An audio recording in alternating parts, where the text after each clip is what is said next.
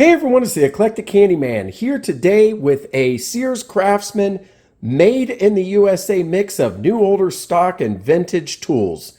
Let's check them out.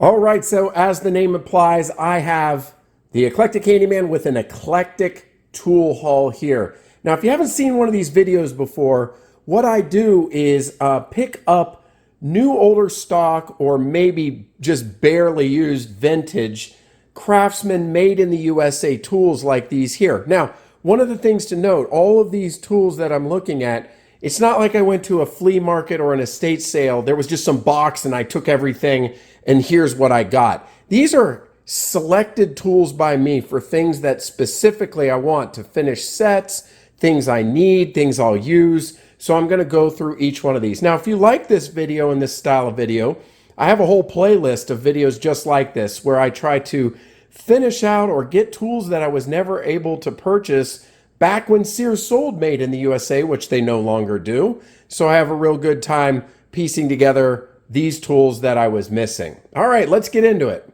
Well, let's start with this oldie right here. Another tape measure, and I say another because I got one similarly in one of my last vintage hauls.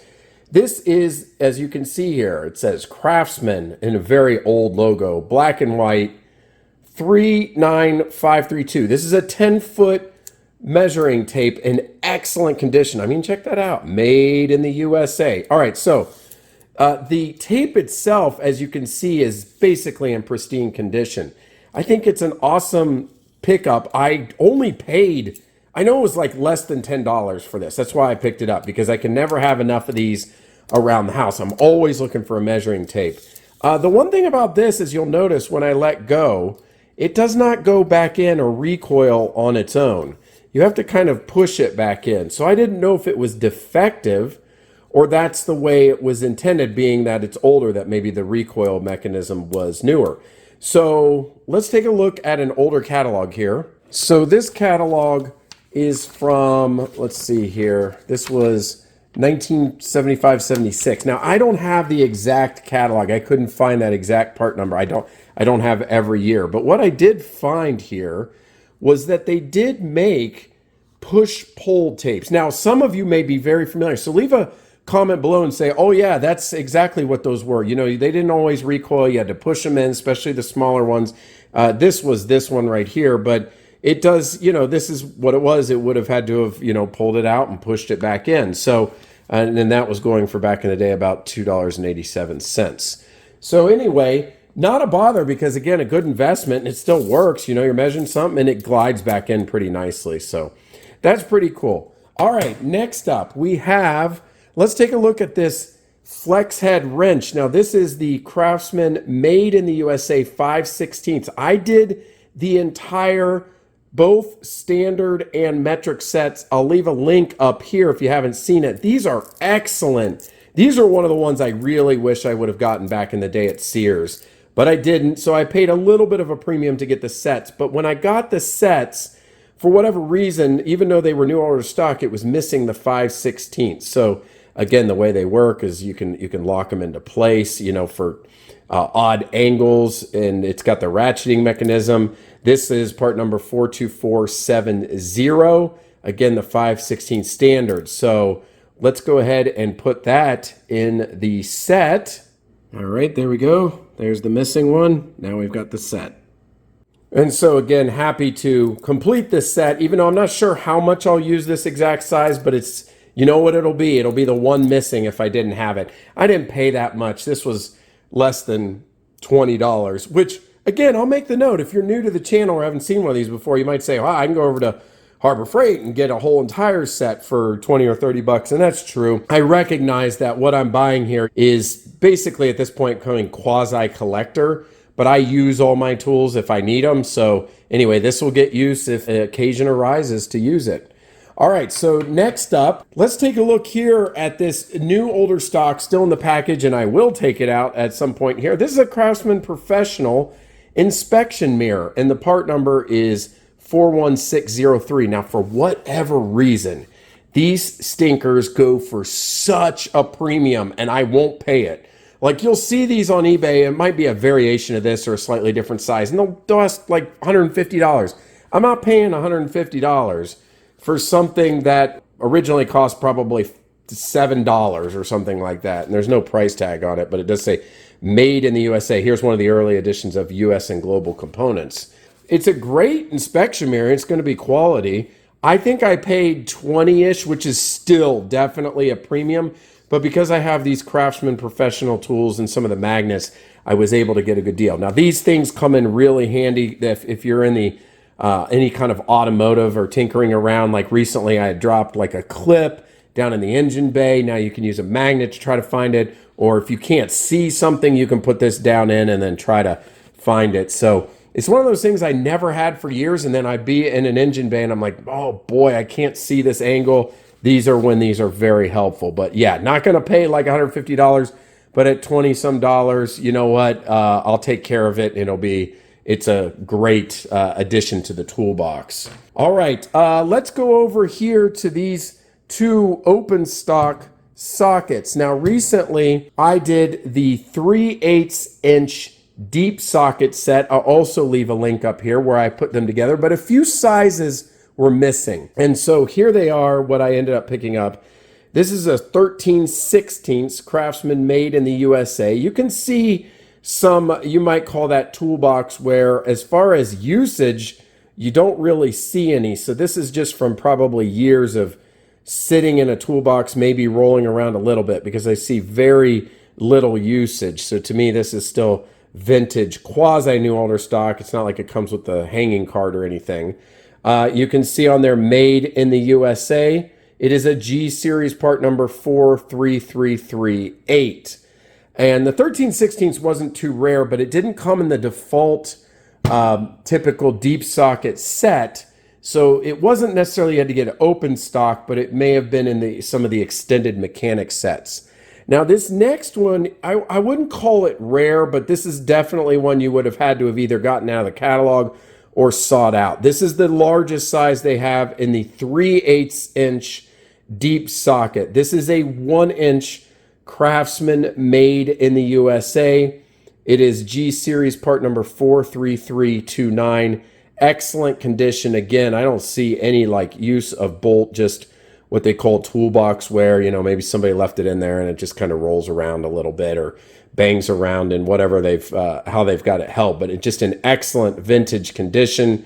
Again, just trying to complete that set so we can put those in their holders as well, which is this set in those Aries magnetic holder. Again, I left the link above.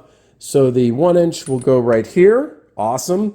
And then the 13/16 goes right here. And I am only missing the 7/8, which is not a rare size. It's just I didn't want to pay a premium. I'm just looking for a quality socket. All right, let's take a look at some of these clamps in the back here. Now, I've done clamps before, and clamps are one of those things where they can go for a premium, or you can find somebody dumping them for a decent deal. And I wait for the latter. I wait for somebody dumping them to get a good deal. But what's really cool is getting these old school made in the USA Craftsman clamps. And I actually have some of these clamp part numbers in this original catalog. So this one here was 66673. And so if we look right here, that's a 3-inch clamp that would have gone for about $2.37. Again, this was from that 76-77 catalog. And we can see some of the variations here. But these are great. You know, and one of the things I've learned is, you know, this pitch here on the thread makes a difference. A lot of times what I'm using this is on some like wood decking or something like that. I need some of these for that project. And I got another one here. I mean, these are just in excellent condition. Take a look at this. It's like somebody bought these years ago and they just sat in a drawer. I mean, just pristine. Made in the USA. I got a little one here. So this one right here is, and sometimes you wouldn't always see the, well, there's the USA mark on this one, but this is should be, I think, a 2-inch clamp. And then this is kind of neat. So in this lot, these are not Craftsman, but some of you may know some of this. I still find it really neat because like made in the USA, forged steel, heat treated, and this is from the Cincinnati Tool Company, which I don't have any tools from, but maybe some of you are like, oh yeah, I used to have, a bunch of those. They were high quality. In fact, I have another one back there made by Cincinnati Tool Company, and they work really well. Interesting how thin the metal is here, but again, vintage. Here's another one that I believe has been modified because it doesn't shut all the way, and this also hits right against it. Like somebody needed something specialty, but made in the USA, it hits against the clamp itself. But it does work. If you need something in the smaller range, you can use this, and I have done this one before. You can actually, I should said the smaller, it should be the larger because we can back it out. So anything in that. But once again, 4-inch junior clamp, number 551, just old school right there. And then you got this one right here, this 4-inch clamp, also Cincinnati Tool Company. Now I'm assuming it came red and somebody didn't take the time to make this like that, but this one's got a little bit of use and a little bit of rust. But again, it was kind of a lot. I was buying the Craftsman ones, and these other ones kind of came as a bonus. And so, I wasn't sweating the cost on that. I won't, again, pay crazy amounts because sometimes clamps with shipping are a lot of money. But other times you can get a lot that somebody will just throw in a box and you'll get them all together. Again, you're not getting the prices from the 70s, but I think that box right there may have been like $40 for 6 clamps. And those, all made in the USA, so that's pretty cool.